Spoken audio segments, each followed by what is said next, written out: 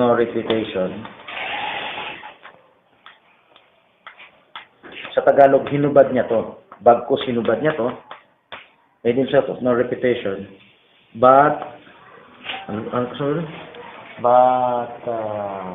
humbled himself.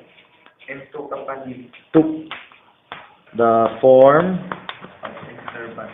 of a servant. And was Okay.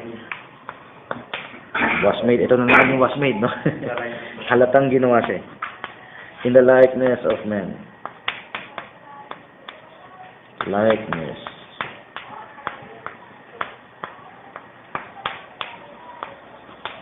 Okay.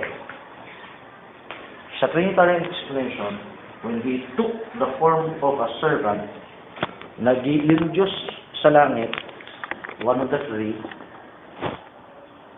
it's the turn of the Son na, second person, became man. So, naging baby. Nung naging baby, ito muna yung baby. Yung kamay ng baby pataas. Okay. Para hindi mukhang ipis. Okay, yan baby. Ngayon, itong baby, mula sa langit na Diyos, naging baby, yan yung servant. Yan yung form of a servant. Tama, di ba? Yan ang interpretation ng Trinity. At hindi lang Trinity. Kahit oneness. At hindi lang oneness. Kahit yung, bukod sa isang message. Kahit yung mga kasamahan ko na halos pareho na yung una ko sa gabi. Kahit yung mga iglesia, ganyan din. Ngayon, gusto ko ipapakita ang mali.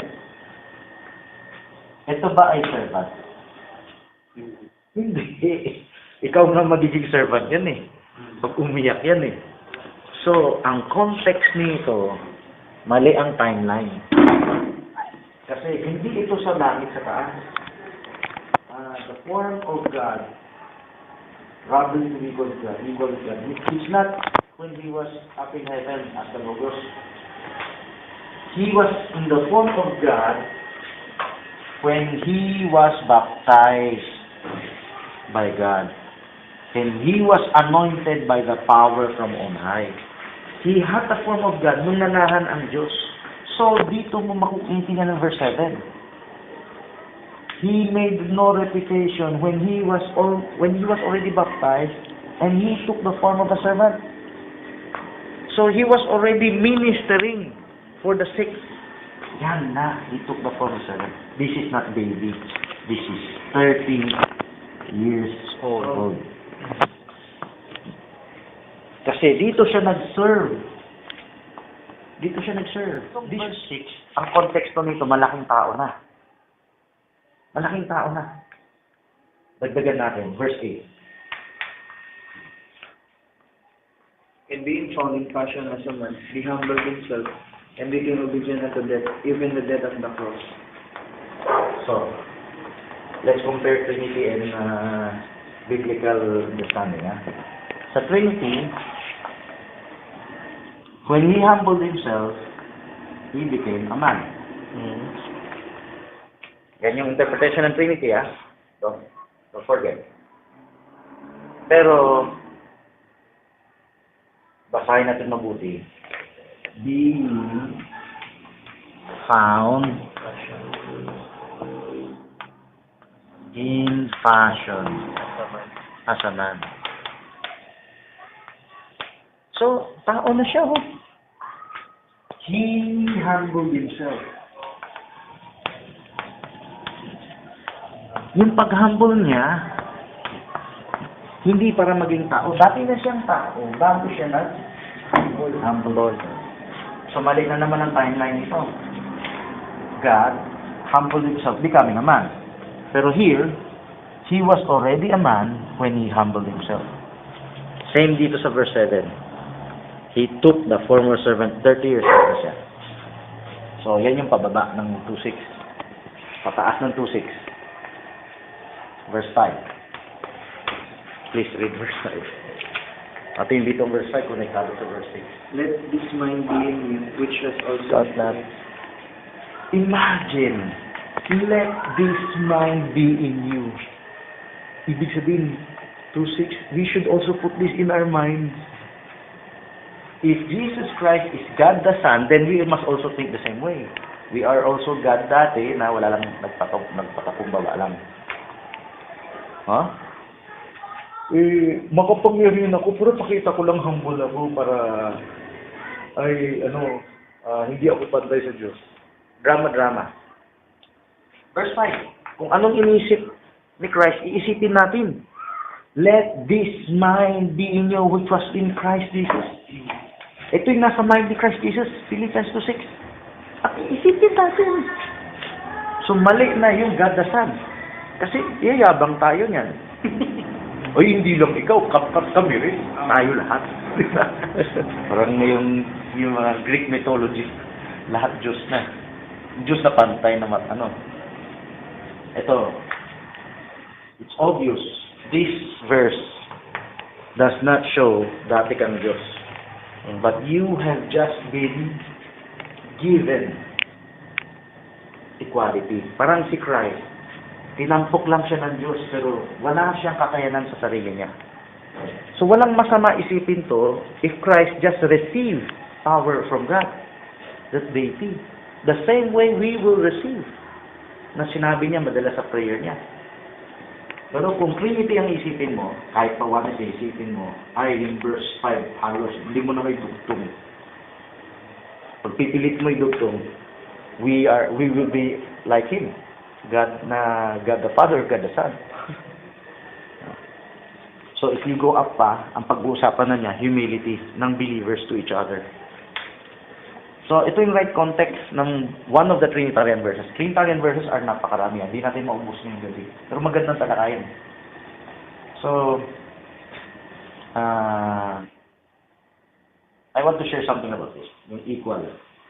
John chapter 5, verse 19. Sabi mo po sa wala pa. Then answered Jesus and said unto them, Verily, verily, I say unto you, the Son can do nothing of himself, but what did the Father do? For whatsoever he doeth, this also doeth the Son likewise. Ano paliwanag ng Trinitarian dyan? The Son can do nothing of himself. Kung sa Trinity, God the Son siya, kapantay. Sabi niya, the Son can do nothing of himself. Masakit sabihin. False humility. Alam mo, false humility, kunwari wala siya magawa pero kaya naman niya. Right? Pero, what is the real score? Do we believe what He says? Or mas marunong pa tayo sa kanya? Kunwari, na-memorize na natin na God the Son siya o God the Father. So, ano yung sinasabi man yan diyan? Pakita lang sa tao yan, di totoo yan. Mas nagmamarunong pa tayo sa kanya. Let's say we take His words for it.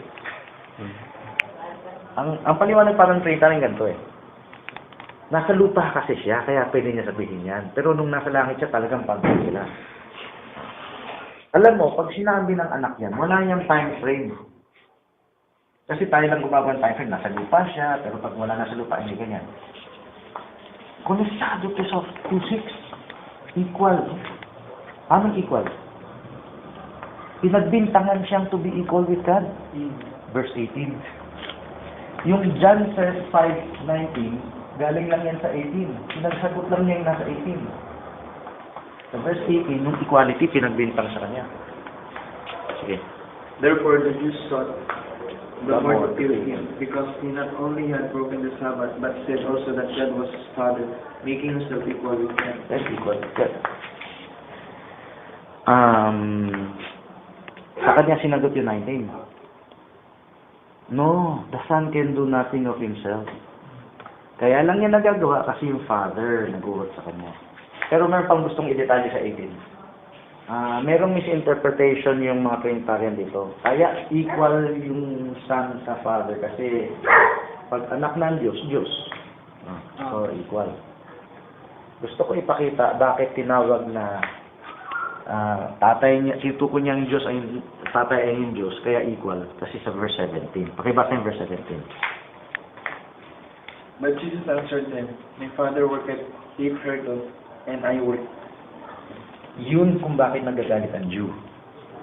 Nag-work ang Father niya, nag-work din siya. So yung work niya at yung work ng father niya, iisa. Kung tinutukoy niyang father is Joseph, okay lang, di ba? Gagawa siya ng blackboard, silya, gagawa yung tatay niya, yun lang.